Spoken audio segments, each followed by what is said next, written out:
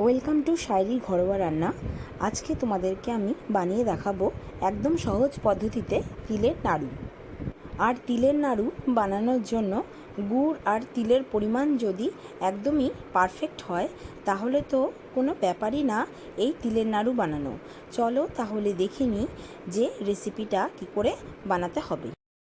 এখানে আছে 150 গ্রাম পরিমাণ তিলটাকে ভালো করে পরিষ্কার করে নিয়েছি। এবার একটা কড়াইয়ের মধ্যে আমি তিলটাকে ট্রান্সফার করে দিচ্ছি।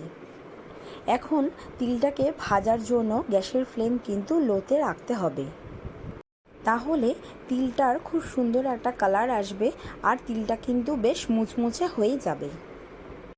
একটু সময় নিয়ে কিন্তু তিলটা ভাজতে হবে। দেখো তিলের কালারটা কিন্তু চেঞ্জ হয়ে গেছে। এবার তিলটাকে একটা আলাদা পাত্রে রেখে ঠান্ডা করে নেব। এখন কড়াইতে আমি নিয়ে নিচ্ছি 200 গ্রাম পরিমাণ গুড়ের পরিমাপটা কিন্তু ঠিকঠাক রাখতে হবে, তাহলে খুব সুন্দরভাবে কিন্তু তিলের নাড়ুটা তৈরি করা যাবে। এখন মিডিয়াম ফ্লেমে রেখে কিন্তু গুড়টা জাল দিয়ে নিচ্ছি। গুড়ে কিন্তু কোনো রকম জল অ্যাড করছি না। গুড়টা এইভাবেই কিন্তু মিডিয়াম ফ্লেমে রেখে জাল দিতে হবে। তারপর কিছুক্ষণ পরে দেখবে গুড়ের কালারটা সামান্য চেঞ্জ হয়ে আসবে আর এরকম বাবলসের মতো হতে থাকবে। গুড়টা পাক হয়েছে কিনা সেটা বোঝার জন্য হাতে নিয়ে সামান্য দেখবে, যদি সুতোর মতো হয় তাহলে বুঝবে যে গুড়টা ভালো মতো পাক হয়ে এসেছে।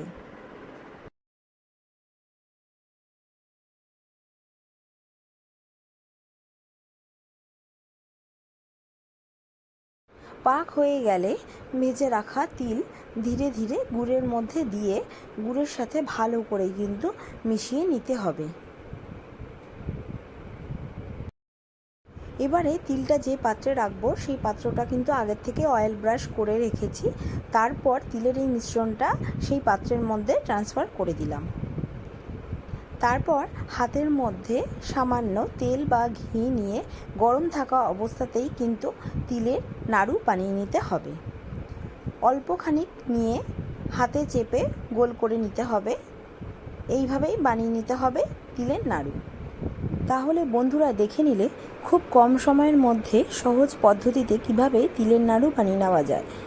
এই রকম সহজ পদ্ধতিতে সব রান্নার রেসিপি পেতে আমার চ্যানেল অবশ্যই সাবস্ক্রাইব করে নিও।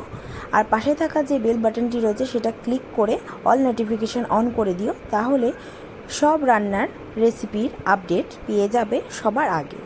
আজকের মতো এখানেই শেষ করছি।